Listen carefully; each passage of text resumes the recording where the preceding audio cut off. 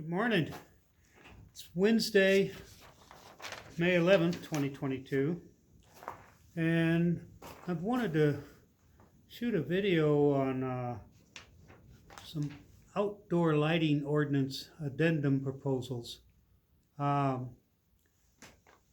was on the committee that wrote the outdoor lighting ordinance for Las Cruces, New Mexico back in 2000. And recently I was contacted by the Audubon Society, who's interested in reducing light levels for bird migration and stuff. And since I wrote the ordinance, I had some ideas about how a few amendments might assist with this concept. And the ordinance, when it was written in 2000, wasn't didn't set out to reduce overall light levels or control light levels. All it set out to do was it was a shielding ordinance, and we did try to control lighting levels at these gas stations, which were horrendously overlit at the time. And so we got in a 70-foot candle cap on gas station lighting, and it's a full cutoff ordinance for all lighting over 1800 lumens, which kind of exempts residential lighting. But it's still it's a very effective ordinance, and it's been in effect for 22 years, and it sure has made Las Cruces a lot more pleasant city to drive around at night and live in. And it has controlled light pollution, even with the growth in population and so forth. However, in retrospect, there's 2 or 3 different items that I would do slightly different today, and those have been percolating in my head for a long time, and of course there's been no opportunity or no venue to present these ideas until this came up. And so I wrote up a 2-page memorandum here. It's called Outdoor Lighting Ordinance Addendum Proposals for the Audubon Society. It's actually a page and a half.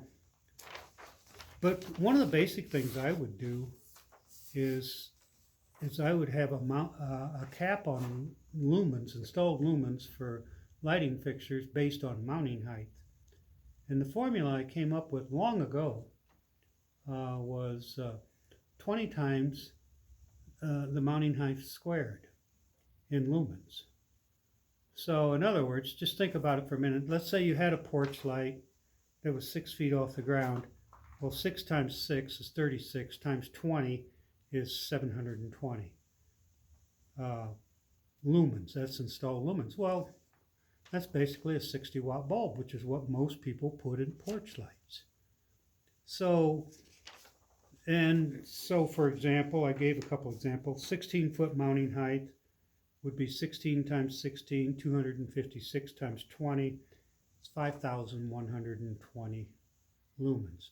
So that would be the lumens cap on fixtures at a 20-foot mounting height. And at 25 feet, which is a common mounting height, 25 times 25, 625 times 20, 12,500. This is very reasonable. And this allows for 1.5 foot candles at the base of the light. And so the only exception to this might be auto dealerships. And so I wrote up another formula for them, which is 30 times the mounting height squared, which would basically allow them 2.5 foot candles at the base of their lights. And if you go down to an auto dealership today, or you go anywhere in the city today and you measure underneath the light the foot candles at the base of the light, these are numbers you'll usually find. 1.5, auto dealership, maybe 2.5 foot candles. So the only reason for A formula like this is to control what I would call egregious lighting. There's just some people, for some reason, will put up a fixture at 20-foot mounting height that's really made for a 30-foot mounting height. And it's just a giant glare bomb, and it's a waste of light. And so you're controlling them. You're controlling against doing something that's stupid to do in the first place. So the other issue that's come up since the ordinance was written was the correlated color temperature. Now, back when we wrote the ordinance, LED street lighting wasn't a thing. As a matter of fact, most of the street lighting then was high pressure sodium, which is below 3,000 Kelvin. So, and I didn't envision how fast the LED lighting would become cheap enough to be common. And in about around 2014, this happened. And the city just got through installing a bunch of LED streetlights on their main arterials and also in the residential section. And we didn't catch it in time, but we did get down there in time to stop them from installing 4,000 Kelvin lighting in the residential sections. And they limited all their lighting to 3,000 Kelvin, because I explained to them it was in violation of the spirit of the city ordinance. I also explained to them it was creating twice the amount of sky glow because it was blue weighted.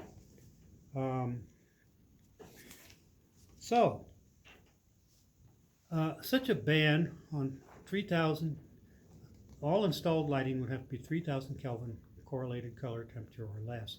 Such a ban would effectively ban mercury vapor lighting. And it turns out that metal halide lighting, which still exists, is available at 3,000 Kelvin. So now I would apply this correlated color temperature to even residential. It wouldn't make any difference whether the light was less than 1,800 lumens output or was a residential light or whatever. There's no reason people need to put up blue weighted lighting. And of course all this would be complaint driven. And if you pulled a permit to install lighting, that's when it would usually be enforced. But it could help resolve some complaints among neighbors occasionally.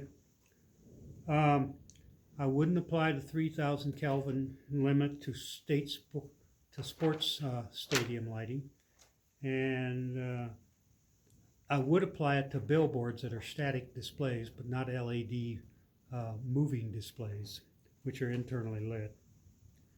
And the kicker here is I would put in a grandfathering clause of 12 years. And where I came up with the 12 years is there's 4,000 hours of dusk to dawn illumination in lighting per year. So in other words, if you have a photo cell and it's dusk to dawn, that's all it's going to be illuminated for is 4,000 hours a year. So 12 years times 4,000 is 48,000 hours. And if you can't amortize a light fixture after 48,000 hours, you're never going to. And besides that, the great majority of the lighting would already be in existence whenever the ordinance got passed. So, and this I specifically wrote in would apply to the city also. This would cause them to retrofit their main arterials from 4,000 back to 3,000 like they should have in the first place. But they could wait 12 years to do it. And there was one other item that got tossed in, and that is lowering the ground level Lumens Cap lighting cap for convenience stores and gas station canopy lighting from 70-foot candles, which is in the original ordinance, down to 50. And it never should have been 70 to begin with. It was just a political compromise that no one has any need for 70-foot candles, and most places don't have it. And overlighting gas stations isn't that common anymore. It's not a fad anymore. So we once had a complaint when we was trying to get this through about 10 years ago or so, that one of the Pickwicks, which is a whole group of stores in this town, got lawyers and stuff, and got people to sign petitions saying that the women would be raped if we lowered the light and levels at their stations and people were in the dark, and so I went down and measured at the Pickwick that was complaining the most about it. I went down and measured the light levels, and they were at 30-foot candles. They were already 20-foot candles lower than our prescribed limit. The whole complaint and the lawyers was just silly, but still, we never got anything through because it just was bogged down and all this. So I think with the someone like the Audubon Society, and then if you got the Astronomical Society actively supporting it also, the astronomy department on campus, and the observatories at Sacramento Peak, or Sacramento Mountains, Apache Point, so forth, supporting this, you might have a chance of getting these amendments through. A lot of this depends on luck. And if you have some, let's say we had 4 out of the 4 city council women, because there's 6 of them right now, 4 out of those 6 that supported this, and the mayor might not, that's still 4 out of 7. That's enough to pass it. And as long as you don't have someone along the way who throws a flag on it and refuses to cooperate because of some misconception they have. And it's done rather swiftly. It doesn't just go on year after year after year or anything. And I think it could get done.